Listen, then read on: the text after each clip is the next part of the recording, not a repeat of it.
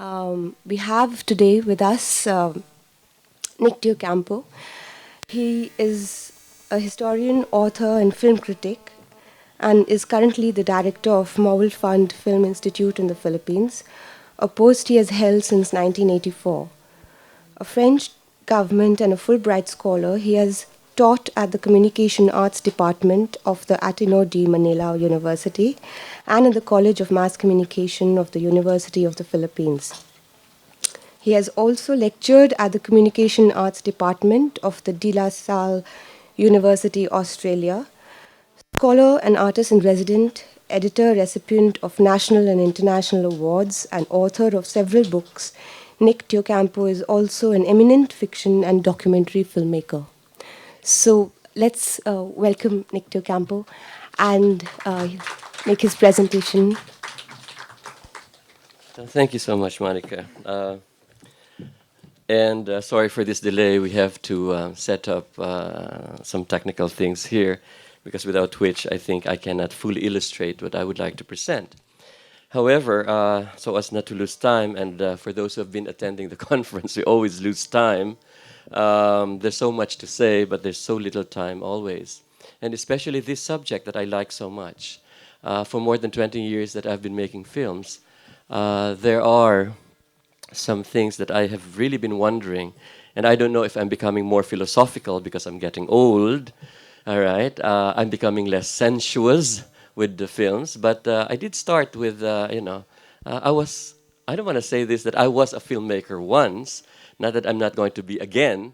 I'm preparing, in fact, a 12-hour documentary at the moment on the history of cinema in the Philippines, because for those who have been attending the conference, we are celebrating here in India, across Asia, the 110th year of the birth of cinema in our region. It's time to make reflections. And I guess in making reflections, one has got to be a bit more philosophical. So I will just make a little introduction, which has nothing much to do with what I'm going to say as we set up. I'm sure you're getting distracted, but I'll distract you further by, doing some, I was thinking I should be 50 and I should live a kind of an intellectual life.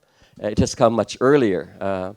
So the thing now that I will be very much interested in is, what is it in film that attracts us? And we know very well that we do not eat film. Yeah, we consume the images. That's turning ourselves much more philosophical. We are not really sheltered by film, although we are inside a certain theatrical architecture. We are not being clothed by film, all right? Although whatever Jolina Jolie wears, sometimes, we try to imitate that, all right? We don't do so many things. What is it in film, really, that attracts us? And I don't have much time for an early open forum, but in the end, what really is there would be meaning. Whether we are conscious about it or not, and this is what my session is all about, the production of meaning in film. But again, what of film? What in film? What about film? Because in the end, what are we reacting to when we are watching a film? All right? The production of meaning can work both ways. And what we know so much of the conventional way of finding meaning in film is that it is in the text. Yes, all right? That's quite correct. But I feel now, with reception theory emerging, with a kind of preeminent role that we are now giving to audiences that we have suppressed for so many years. It has always been the supreme critic, who will give us the meaning. We always believe that, every time you usher a director in front, he has the meaning of his film. I think those days are over. We are now coming into an age wherein you as audience, especially in the interactive digital world, will now be authors of meaning of that which you see. In other words, we are now beginning to challenge, in the late 20th century, issues of authorship. All right? It is not only the original author, such as the film director, that we have considered, especially in the 70s, as the superstar of film. We hold him up high. Wow, sa Chajitrai, Kurosawa, Broca, Scorsese. Ooh, You know, they seem to be the sages of cinema, that they hold the meaning. And then we are here only. I mean, and there's that danger that we can get things wrong and cause us a lot of embarrassment. So what I'm trying to say now is meaning, primarily, one, yes, the old-fashioned way of looking at it is looking at it as text. Textual meaning, therefore. And primarily, I know, as I've been briefed by Monica, that many of you are emerging filmmakers, and that excites me so much because I run a film school in Manila, and I just graduated 60 people again from my class. I've, got more than 2,000 students since 20 years ago.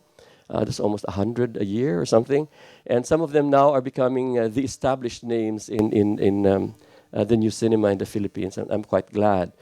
Now the thing is, what I usually normally tell them is that film is an encoded message. We can open into a debate later on. It is a message. It works through symbols and codes. All right? I mean, what do we really see on screen? All right? Just like in the conference that I organized, I mean, at the turn of the century, even the courtiers of the Emperor of Japan went to the screen and tried to see and touch, where does the image come from? In other words, what were they reacting to? These are images. And images are symbolic. Yes, again, when we go to the meaning of the text, we can have a literal meaning, just like in the words that we use, a flower is a flower.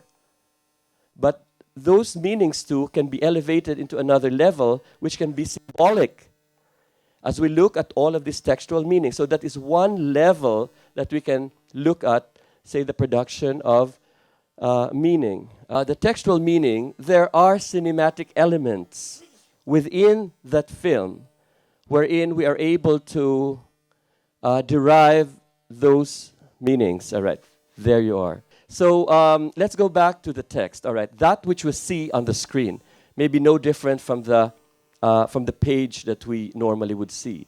But in as much as we are reacting to alphabets and coded symbols, such as those words that are placed there, all right, when it comes to reading film, we are reacting to cinematic elements.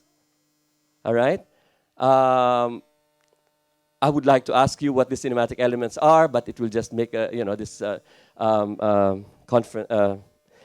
session longer, and so I'll just proceed exactly as to what these things are. But there is one supreme cinematic element that I would like us to reflect upon. When you watch a movie, without telling you what the seven cinematic elements are, to what kind of element without even your full consciousness of it, do you react to? When you watch a movie, after watching a movie, you begin to discuss the what of the film.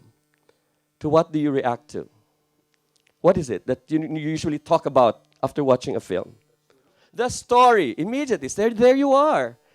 All that I'm trying to do here is that I'm just going to make everything that, may be considered as a set of knowledge embodying film, I'll just let it surface. In other words, this is just, making you more conscious of these elements, because that's what we are going to become as filmmakers. We should be so conscious of our craft. All right? The excess of it is that we will be so disconnected with our audience later on because we become the specialists, the experts, the magicians. We know the trick of the magic, but your audience should not know it. It should come out effortlessly. All right? We should weave the magic before their eyes. Although this is now being challenged, of course, by the realist filmmakers, starting from post-World War, Bertolucci, and down to your own. In fact, one sacred god that I have is Satyajit Ray, totally demystifying cinema, which is a big contradiction because cinema is magic too. So what I'm trying to say here is story is very, very important. That's exactly where we connect ourselves immediately. So Pan's Labyrinth, what is it all about? All right? The latest Indian film, what is it all about? Your portal upon which you enter is primarily the story. Yes, it is a cinematic element. But the mistake many of us would have is that we end with it. We end with the story. Then you begin to go into a dangerous territory wherein, are we not treating film in a literary way? What's the difference between film and literature now? Now, this is where things sort of become kind of complicated because many of us look at films in a literary way. What is the theme? Yes, who are the characters? No, these are still legitimate issues to be discussed when we talk about film. But it's not the only cinematic element. May I therefore introduce 6 more of these very important elements. The second one would be direction, or the mise en scène. Mise en scène, the ordering of things on the screen. Can we make this larger? The image, can we rather... the photo, I think it can be made bigger by clicking on it. No. Somebody has ordered those images on the screen. In fact, it might be good to ask who in fact is the author of the film. Who would say it's the scriptwriter? You're all tempted, right? Who says it's the cinematographer? Who says it's the director? Who says it's the producer? Who says it's the critic? Who says it's the audience? Ah, brave boy, really. But in a philosophical way, you may be right, but it is the director. Okay?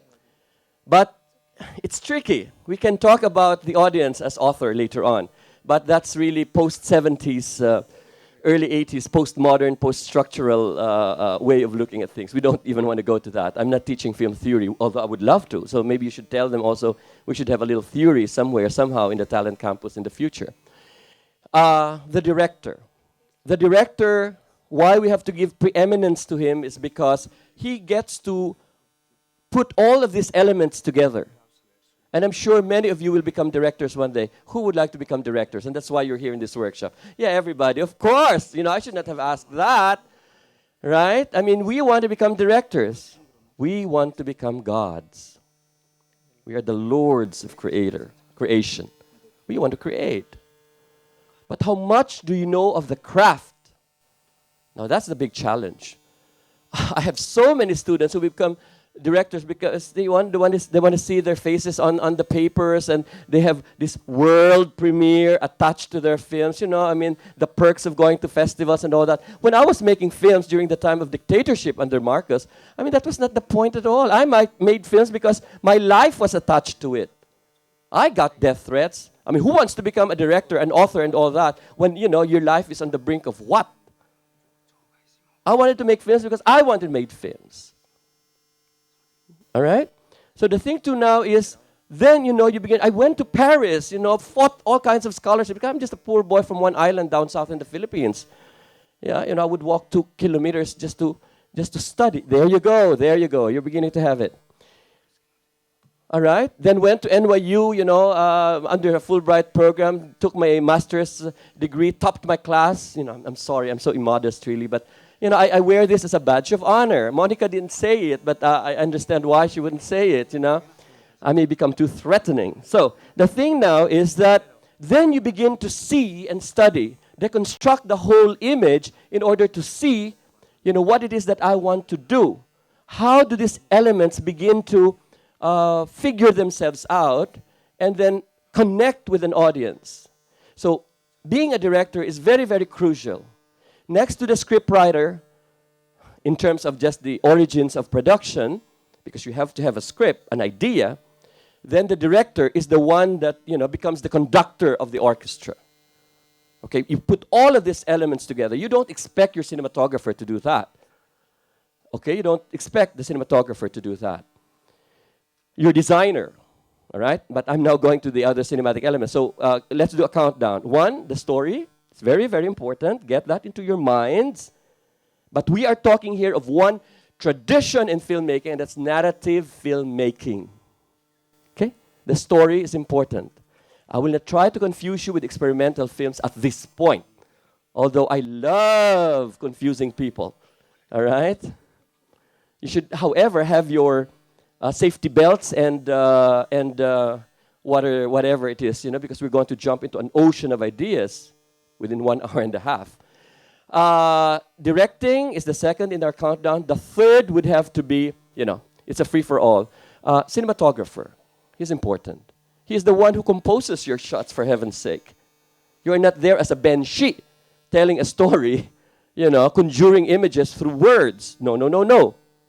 You need a cinematographer wherein you begin to recreate a world, represent a world.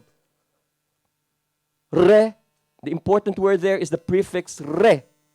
You are not presenting a new world, people. No matter if you are going to be in documentary,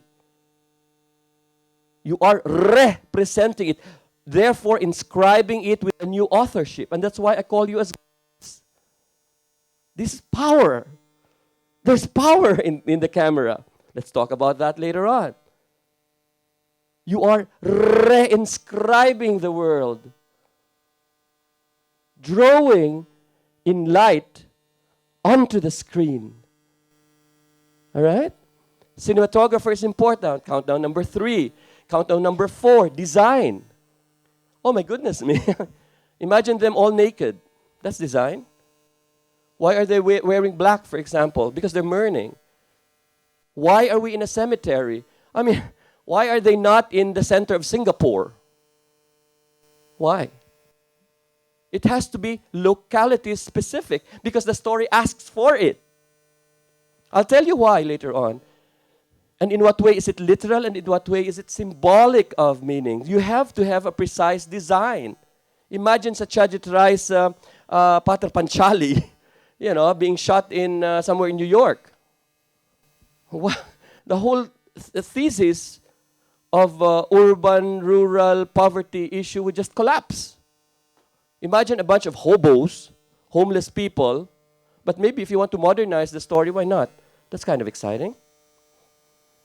So, but in order to modernize it, you've got to have a modern environment, world for these characters, correct? So design is very, very important. Okay, countdown number 4. Countdown number 5, editing. How do you, the final scripting in a film, the power of an editor to really create and weave a story. It falls in the hands of your editor. All right? Find your editor and he'll just mess up your film. You know it's going to happen. Leave your editor and have your vacation in Barbados. Just monitor him via control, via cell phone. Hello, is everything okay? Yeah. And he doesn't cut it at a precise frame. There goes your story. There goes your story. There's such a thing as tempo, rhythm, duration, which is what I respect so much in Indian cinema. When exactly do you cut your film? And hey, there's something cultural in it. They say, oh, this film is so Indian. Look at that, 3 minutes of uncut shot. Oh my God. Why stick the idea of a long duration to an Indian? Because you have a Mahabharata, you have 7 days of just, a theatrical, and you're there eating whatever it is, and it's great, it's fun. Then you begin to talk about how did theater influence film and and then again you go back to your culture. So there's something cultural in it. Do not underestimate countdown number 5, which is editing. Rhythm, tempo, sense of time. Time. I would even argue that film is not a visual art. It is a temporal art. It's time-based. Why, for example, are we watching, the convention of the feature-length film? What is it all about? Why not a short film? This is my big battle in my culture back home. Just because we were colonized by America, we should be watching long movies. Why not short film? And I kept fighting for it while I was still a student. And hey, I'm getting the headway.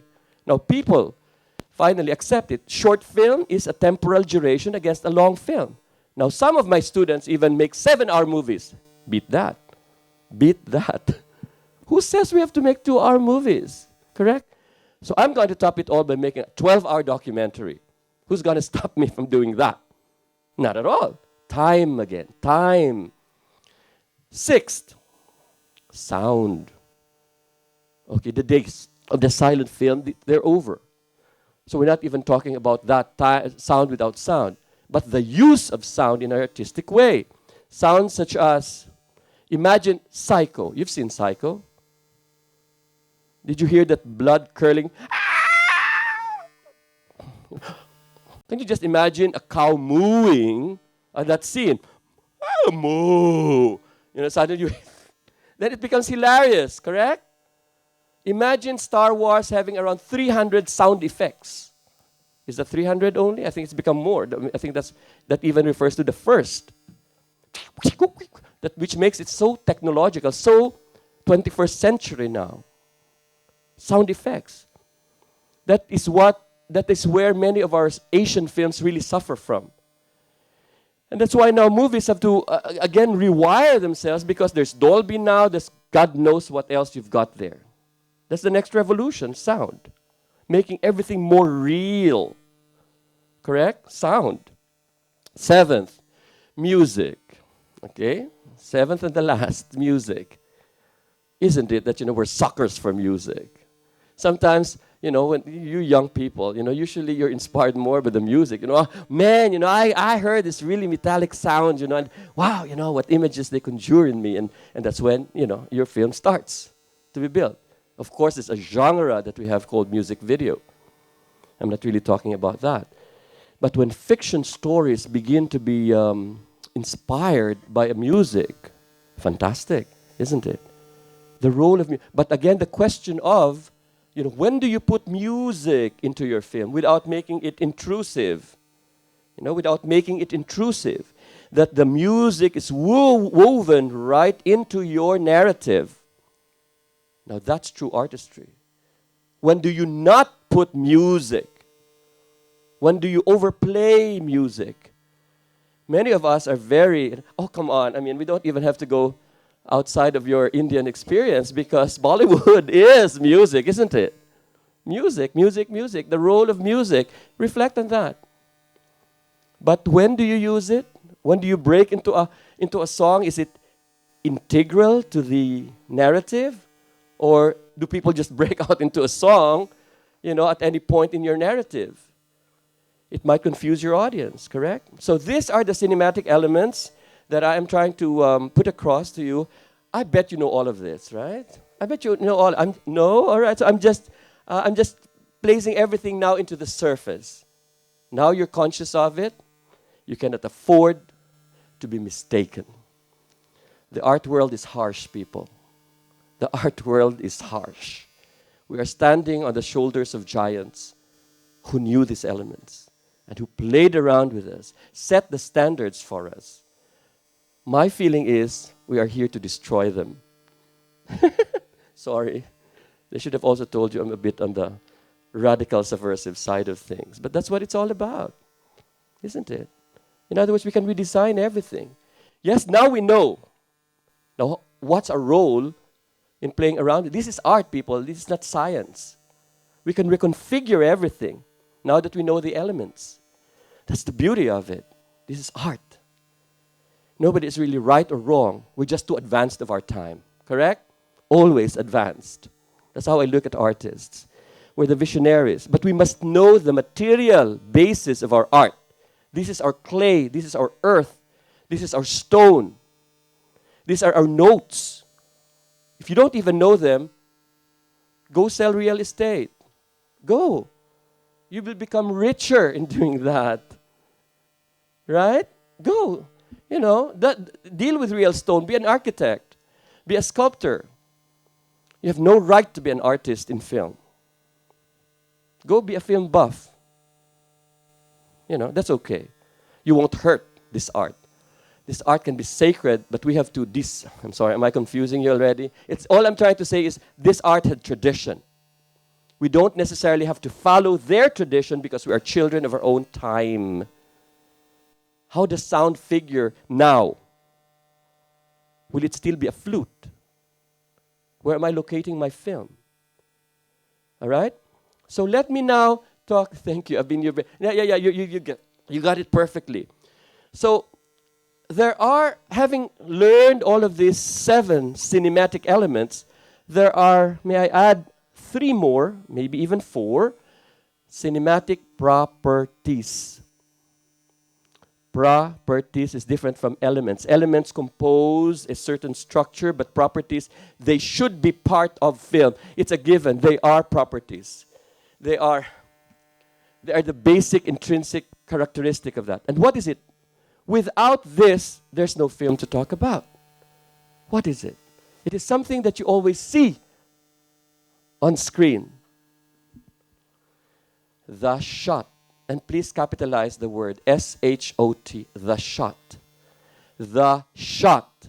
The magic shot. The miraculous shot. The eternal shot. Unless we begin to discover hologram, wherein there's no more two-dimensionality.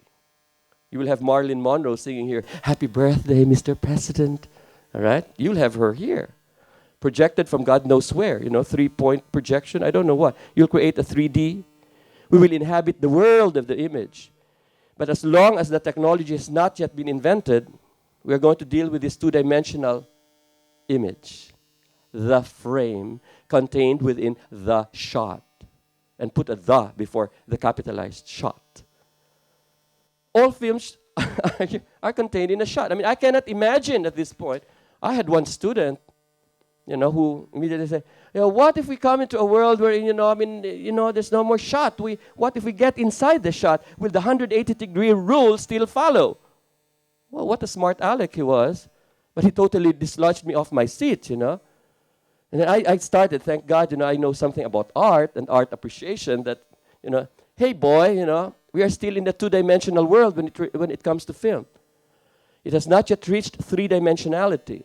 As long as it's two-dimensional, believe in the shot. Believe in the shot.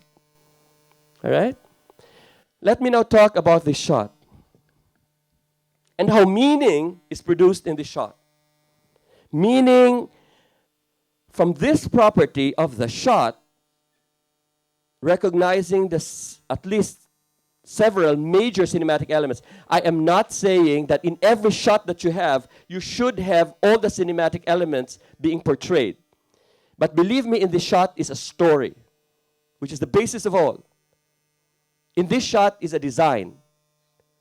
In this shot is a cut, is editing, is cinematography, is all of these things. And I am going to play it first without talking about it. All right. Can we play it, please? This is from a film by a Filipino filmmaker, Lino Broca, our own version of Satyajit, all right, if you will allow me. Watch it. Isn't there sound? Oh, no, there's no sound. So we're taking out two elements. There's music here. Just watch it.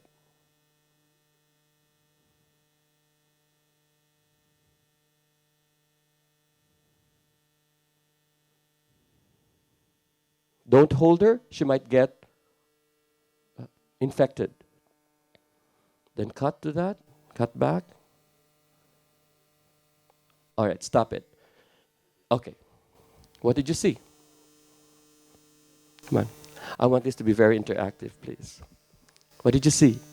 Just saw that the group of people who are going in a particular direction, and there is one man coming from the other side, which is, again, according to me, symbolic in terms of, if I may use the word now, I'm sorry, maybe it's too soon. Yeah, basically there are two very different identities probably that she's trying to show. And the girl falls and he tries to help her. But since he is apparently, he's infected with some kind of a disease, he's not allowed to touch her or something, and they go their own ways while he feels bad or upset. That's very good. I wanted to, yes, please. Like everyone was moving in a particular direction, but the other person came from different direction. I think the author wanted to convey that he's not a part of it. That's why he's coming from different direction, and that's why in the dialogue also it presented that he's not supposed to touch her, like the small boy who falls down. You're all brilliant. Very good. All right. You're reacting to images. Weren't you reacting to images? Hail the women inside this room. You've got a new lady president. Are there men around? Are there men in the house? All right, all right. Maybe hear from the men, whether they think in the same way. They either think with their left or their right brains. All right, let's see. Is there any volunteer? Are there men in the house? What I thought was that these people are going, they're in a cemetery, so they're going to a cemetery, somebody is dead, so they're going to pay their respects probably. And this other person who's coming, he could be probably like an undertaker, maybe working in the cemetery. So it could be showing like a class difference between the people. He could be from a lower class, and these people are probably from a higher class in the society. So yes, it's trying to show the difference between the people, and he's also infected by some leprosy, something like that, maybe. There you are. We are beginning to create meanings, correct? There was a meaning of a girl. We are now beginning to think in Marxist terms, a class difference. We are now thinking of medical terms. Somebody's sick, somebody's infected. Are these all meanings? So am I reaffirmed by what I did in my earlier discussion? Are you raising your hand? Yeah. All right. Am I affirmed? Aren't these meanings? You agree or not? Yeah, these are meanings, right? And we reacted to what? We didn't close our eyes. We have to open our eyes in order to see these images that will produce these meanings, correct? But I'll make this issue much, much deeper because there's a greater theme here. The theme of marginalization. Yeah, somebody's sick here. And that's why there was a giveaway already, leprosy, you know. But all I'm trying to say here is that leprosy is symbolic. Yes, we are allowed to start talking in symbolic terms. But first, let's look at the textual image, the text, the film as text. A lot of you already started reacting to one, a mise-en-scène. The mise-en-scène was that they were ordered, a majority of the people were ordered to walk that way. It takes a director to do that. It takes a director to do that. You have to order it that way because there will be a meaning that he is going to surface in this particular shot that will have to put across his story about leprosy and how we deal with these people. All right? There is the cinematography. Composition is important here, people.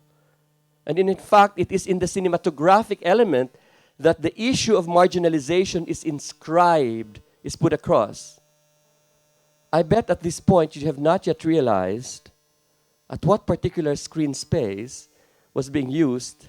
You're nodding your head, sir. Can you tell me? Okay, my question will be, did you realize immediately that somebody is going to walk? Of course, it was later on that you realized that somebody walked. Can you describe the shot and the action within the shot?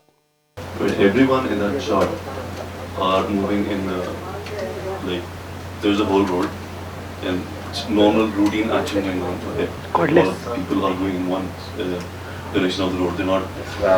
Nobody is on the other side. That's correct. And one little kid who is the innocent, what do you call it? Not familiar with the word. All right. She crosses that line to the other side, and over there she's stopped by another person. She falls down to the feet of another person who is like in the other direction, the opposite of the normal routine. And he is forbidden to touch her. And I don't think it's the guy wasn't supposed to touch her because he was infected. You're talking about He is challenging. I want you to think in terms of composition. Describe. If there were a rule of the thirds or whatever, you know, at what particular point? We're talking here, reflect on issue of marginalization. Okay? Describe it, please. The frame. The frame.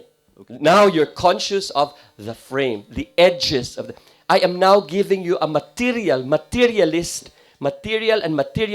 regard of cinema. You are not consumed by the image. You have to rise above it, see it as a frame. This is your material, people. So this is your wood. This is your stone. Yes, please. In the bottom right corner, you see... In the border. That's very important. In the bottom right corner, you see... Bottom right corner. No, my right. Your right. I'm sorry, left. I'm sorry. The left. All right. When we talk of a film right, it should always be right of the audience. All right? Right of the audience. So... Bottom left corner, I'm sorry. Bottom left. You see a grave. You can make out... you make out that it's grave, and that's the first thing you notice. Okay. And then there are people who are balancing the frame, Okay. moving on the other direction. They are not on the side of. Describe the amount of space being consumed by the so-called mainstream, normal society. You're getting 2/3. All right. You've got an ally here. 2/3. Hey, people, it's so 20th century. It's so modern. It's not you're not speaking your generation's language. We're in postmodern. Who has seen the Queen that won in the Oscars for Best Actress? Who has seen the poster, you know, in the newspapers? You know, it's the promotional materials. How is the Queen represented, image-wise? Has anybody been sensitive to that? Does anybody remember? No?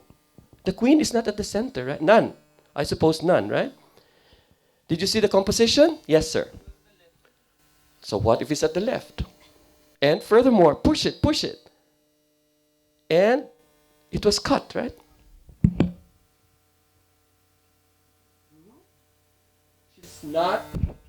She's not the perfect royalty we want her to be. Do you think Queen Elizabeth would like to be portrayed in her portraits? God. And her jewels and everything. No. No, not at all. Composition-wise, she's cut off. What is the film all about? Then you go to the story again. A more human, imperfect, capable of arrogance, anger, hatred, maybe human emotion. She's cut. She's not shown as perfect.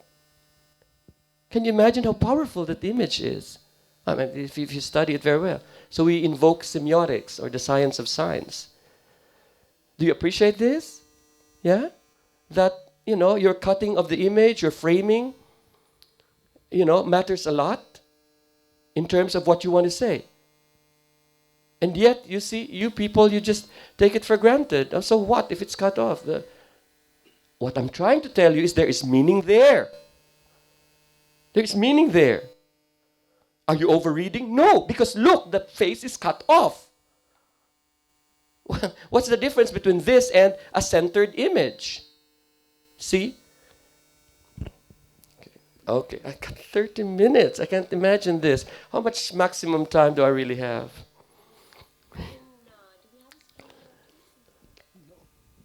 Well, we'll ask them. I'm your slave.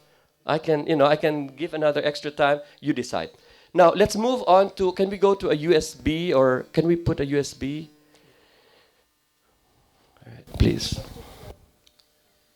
Is that okay, people? An extra time of 12? I charge you another 50 rupees or something? No? No, okay. Are you having fun? I want us to have fun. So loosen up, you know, and let's have fun. Okay, if there are issues you want to raise. The place where the little kid, the boy or girl, she falls, there is grass in the frame on the left side of the frame. That grass or flower represent the tenderness. Now that is overreading. Now man, that is overreading. If you bring to elevate it into, oh, then that represents paradise. That is absolute pure overreading. That's the danger. That's the danger. What does the grass really say? You know, I mean, I think that's really bringing it. So be careful too of becoming overly brilliant. That's you know, of finding so much. Okay, fine. Can we go into Rashomon? I want you to see this sequence. You should know now what's the difference between a scene and a sequence. This is not a script writing class. I'm not going to talk about it. Hold it first, please. Who has seen Rashomon? Can you rewind it and just freeze it? And Rashomon. Brilliant. I bow, because at least half of the class. Not much I can say with other. Can you rewind it a little? No, it has to start with, yes. Okay, we're watching it now. Thank you, and go.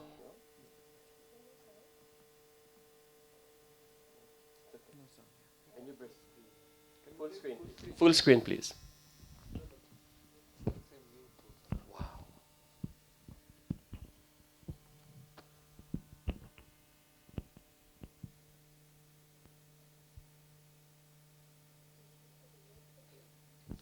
Take a good look, really. There's really no sound. Do you have sound in laptop? Because with that I can put this mic with it.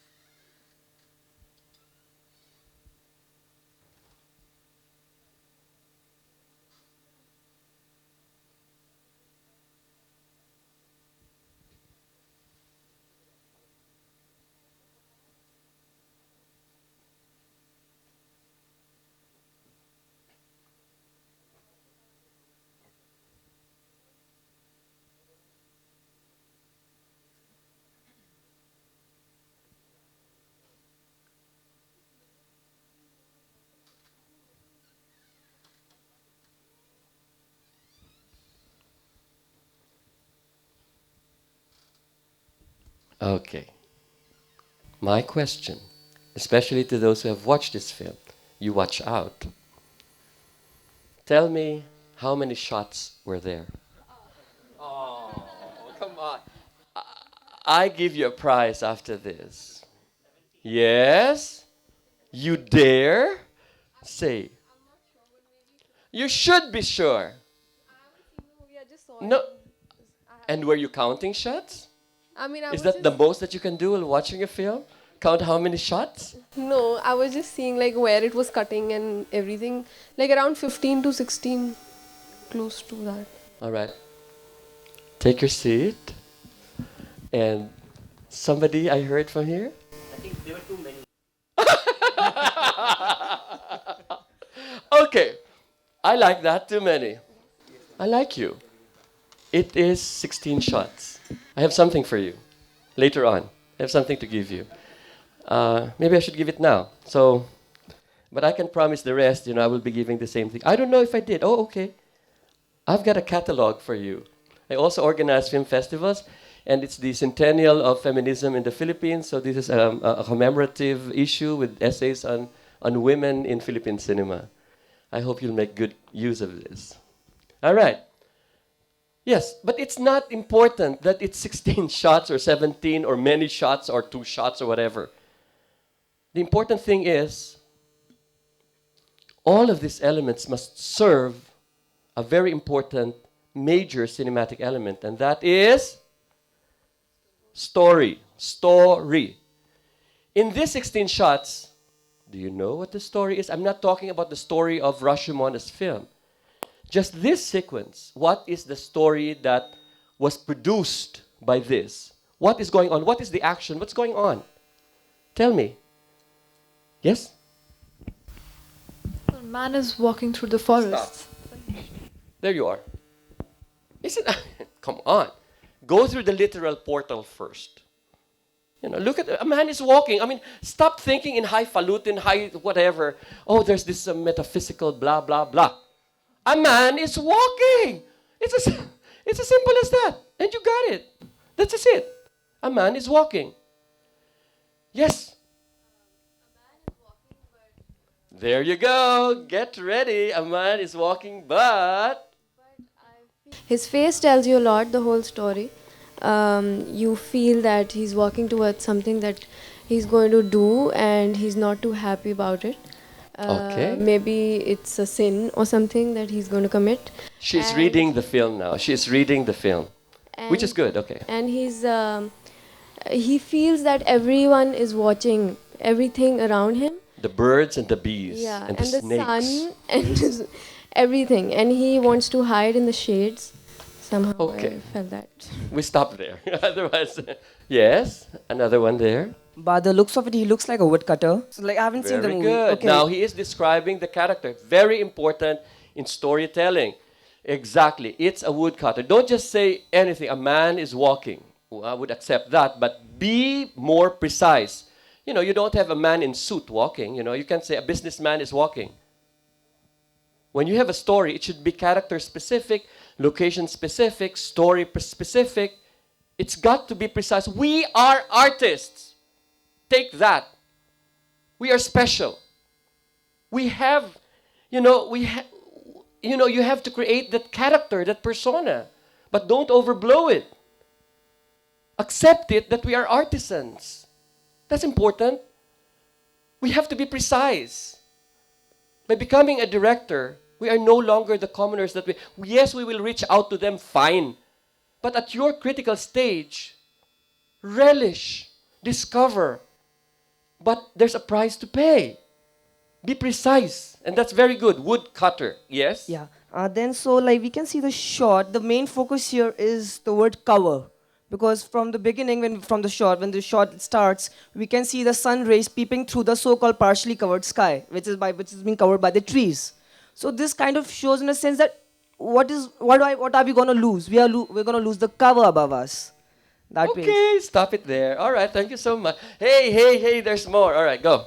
See, I told you we have to end up at 5 o'clock. Okay, I've never studied film in my life, so I'm talking So as what? a layman.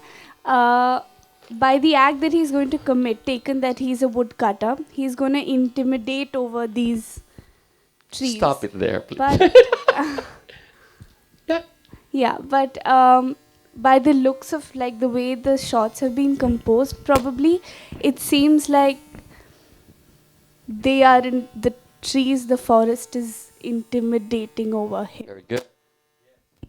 We're also following him for quite a long time just for the narration. So we're going on to his side. So when the surprise comes in the end, we are already on his side. And he moves backwards and forwards through the 180-degree line. He's moving all over the forest. He's changing the 180. The camera physically moves over the 180-degree line. So he's walking in and out of the forest in cycles, which will probably come back later in the film. Okay.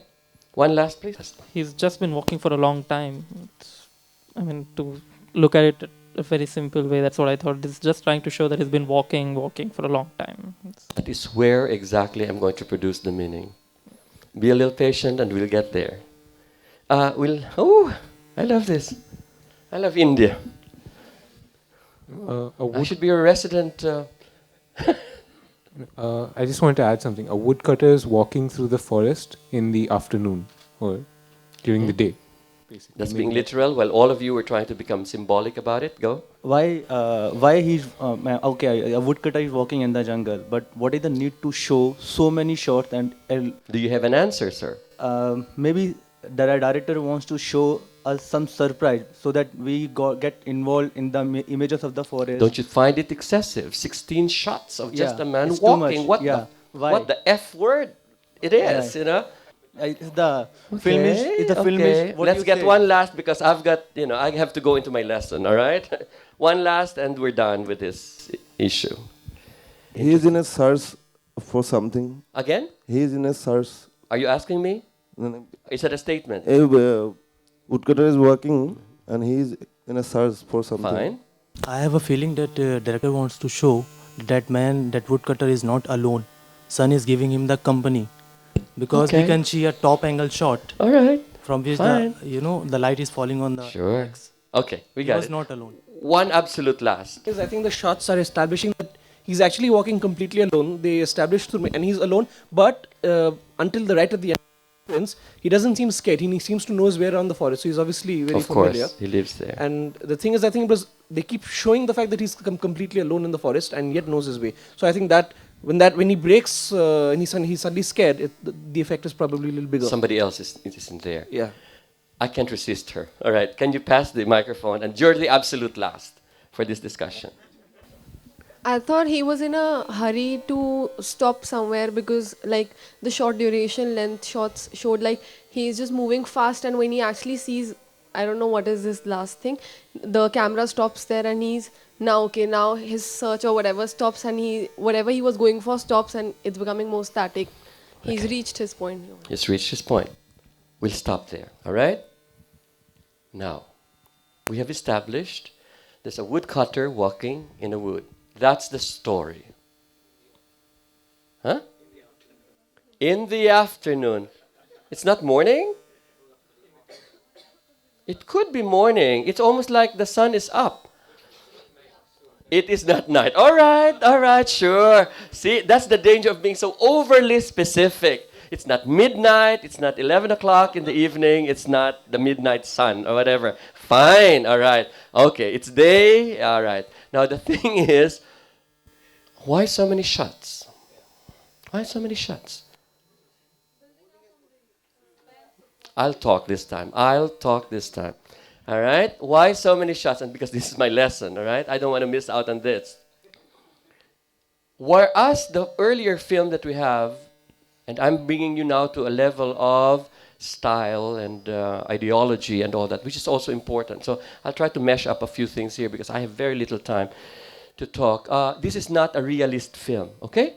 This is not really a realist film. In fact, it turned Venice, agog at this film, which actually, for those who have seen it, it's really almost like watching a no play or a kabuki or whatever, all right? There's exoticness, but let's push that aside immediately. That's not the point. There is a sophistication in the construction of the film. The film is not about reality. Get it? It's a pure story. It is a story. And therefore, a story is seen as material. And if it's material, it can be played around with, toyed around with. Because we are not having as reference any real incident. For those who have seen the film, and this is quite interesting, I was just looking at you, many of you who were reacting were those who have not seen the film, and those who have seen the film are silent. I don't know if you still remember the film, all right? Now, the thing is, or you're just bluffing your way that you've seen the film, just, yeah, I'm a film literate. All right, but the thing is, the film is pure artifice. I am now showing you on my right the realist film of Lino Brocca, okay, and how our social values such as marginalization, discrimination, what have you, is being represented on film in a big thematic way. On the left, we are now talking here of how themes that are universal and even abstract are being brought into cinematic representation. And you must remember this film came at the height of modernism. Okay, this is a meaning now that is kind of outside of the pure text, but the text shows us this. I just want you to be conscious, and please bear with me, I want you to be conscious of form. Form. Because I'm going to do a formal analysis of this film. As a high modernist work, I am not concerned of the story. The story is not important. It's a total cutting down of story because the story is not what the film is all about. You are quite, not fully right if you just follow the whole story of who killed what, so who's the real killer, so whose story is this and all that. The narrative, in fact, breaks up. Rashomon, this is what it's known for. It breaks up into several narratives depending on who is telling the story. Is it the bandit, Tajumaru, who killed the samurai? That's just one story. Story number one. Story number two, was it the wife? Because it was her pearl encrusted dagger that was found as an evidence. And she protests, no, I didn't kill him. That's story number two. Story number three, was it the samurai who committed suicide? Or was he killed? Then his ghost tells the story. It becomes a ghost story somewhere there. Third thing. Then there is a fourth one, the story of the woodcutter, who claims he has seen everything. But now nobody believes him. Who's telling the truth? So here you go. The major discourse on this film is about truth, about this, about that. In the end, nobody agrees. more than 50 years, nobody agrees what the film is all about. If you just follow that, and if that is the only meaning you're after, that's not what I find a recourse in my NYU class, and my teacher just gave me a fat A over, my paper, because I thought the meaning was somewhere else. All right? And I would like you to look at this. Okay? I want you to look at this. Okay? What do you see in this? You can, in fact, let this go around for you to have a better scrutiny of it. It's just not color, just pass it around. What is this all about? This is a painting, a famous painting by Picasso. Woman before a mirror. Okay? What is this all about? Subject of the story, or the story of the painting, because some of us would like to, look. So what is the painting all about? It is a what? Describe to me. A woman. Yeah, that's it. That's it. Just like a man walking in the woods, a woman is in front of a mirror, period. That's the story. Stop complicating it with anything else. It is a woman in front of a mirror. Now, the thing is, that's not what the painting is all about. And that's not why you are appreciating this. Correct, sir? Why will you appreciate this? Microphone, please. Please? No, let's wait for the microphone. Her image is different to her. Why?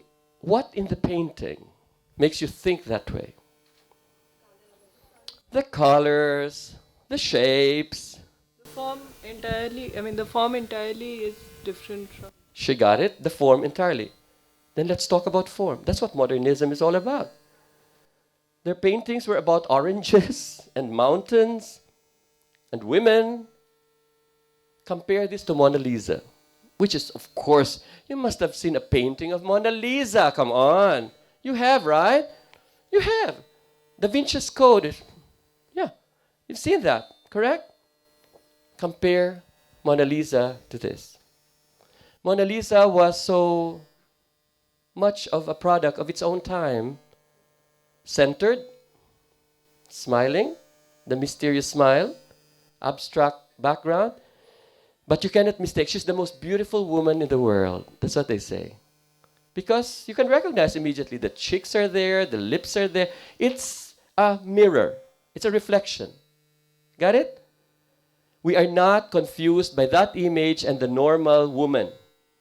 Okay. This one, it's in the same tradition. It's a portrait of an anonymous woman. And yet we're not talking anymore of who she is and what she is. What we are talking about now is the form, the color, the shapes, the ugliness of it even. The form is the one that takes our attention. That's what modernist art is all about. Form. And what kind of form? What is the big comparison between Mona Lisa and this? It's fragmented. It's broken up. There is no one singular surface. It's a broken mirror. It's not just a broken mirror. You can even see her spine. If you want to read this as her spine, you can see her left face and her right face. The shadow is in yellow. I mean, outrageous. Absolutely breaking the rules of classical art. Let's go back to Rashomon. A man is walking in the woods. Hell, what is that all about? That's not the point. The point is, Kurosawa has fragmented a linear narrative. He is already preparing you to the fragmentation that is going to happen in his narrative. Oh, can you give me that piece of paper, please? At the back of it is my decoding. Here you go. I will pass this on again. You cannot really see it, but I have decoded the film. It's Da Vinci's Code. There are secret messages inside these codes. So if you get to know this, you'll have eternal life. I told you, I was amazed Absolutely, even my professor was amazed about the construction of the film. It falls on concentric circles. The thing is, was Kurosawa conscious of this? It scares the hell out of me. But this came only after hundreds of viewings, pondering in the winter of New York University, decoding and decoding this alphabet of images that the great master has done. It's like I composed, in fact, a haiku. You're familiar with haiku? Haiku, the shortest poem in the world. What I was trying to say here is, I preceded my 68-page term paper by talking about a pebble being thrown into a pool of water, and then the pool creates concentric circles around the center of it. You have one center here, a man walking in the woods, and yet it reverberates into several shots. We will study those shots. Can you describe exactly those movements from where to where? Where was the tilt? Where was the pan? Where was the dolly? Huh? Where was the over-the-shoulder shot? He was speaking to you. Huh? All this bullshit we learned from film schools. All right? 180-degree rule. Somebody talked about it. Oh, it was violating the 180-degree rule. What 180-degree rule? What is it about? What do we know about the 180-degree rule? That the great master is destroying right before our eyes. Movement of the camera. Now you've got Steadicam and everything. They didn't have a Steadicam, for heaven's sake. They were working crudely in a jungle environment. And yet, he already invented the visual language way back in 1950. That's what I told you, we're standing on the shoulders of giants. There's nothing anymore we can invent. Nothing. Cry, baby, cry. There's nothing anymore, no lands to discover for us. Not even the moon. No, not even the moon, honey. So what? There are times that's where, before I sleep, I would say, do I still want to make movies? I'd rather write history now and all that, because what else should I invent in terms of style, in terms of everything? But don't that discourage you. Let's watch the film again, please. Maestro. Play it up again from the first. Full screen, yes, and we will. And can you pause it? Pause. Okay. Can you go back to the first shot again? Let's watch the whole film again. And I want you to start thinking, be more conscious about the movements of the camera, right? Where is it a tilt shot, a zoom? I don't know if there's a zoom, but there's a tracking shot, a dolly shot. You're all familiar with this, correct? All right. Shall we play it from the beginning? There you go. From the beginning, please. Thank you.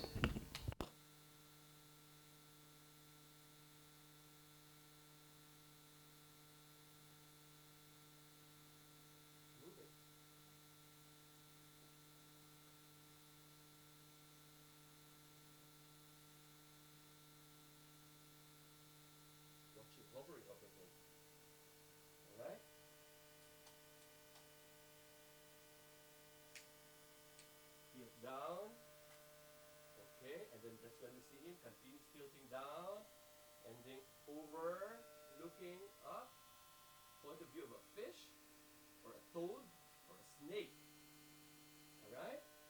Let's anticipate the next shot. And it's looking at the sky, maybe his perspective. What a beautiful day. All right? Back shot. Okay? Camera following him.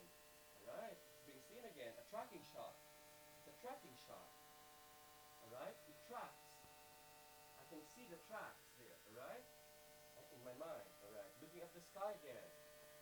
A shaded thing, alright? Now, it is almost like a circular movement. Imagine? Can you imagine? Yeah, it crosses his line. It crosses his line. Can you see it? It's so exciting. Did you see it? It was a curve. Oh, it's such a cinematic pleasure. It's just fantastic. You have a circular thing there. Okay? Now, okay, it's combining everything. There's a tracking, and at the same time there's a kind of a dolly, and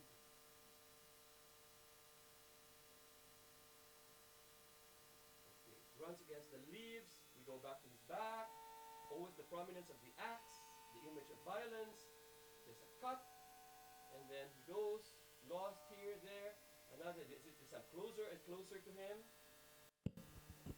Then, the shot. Fine, stop.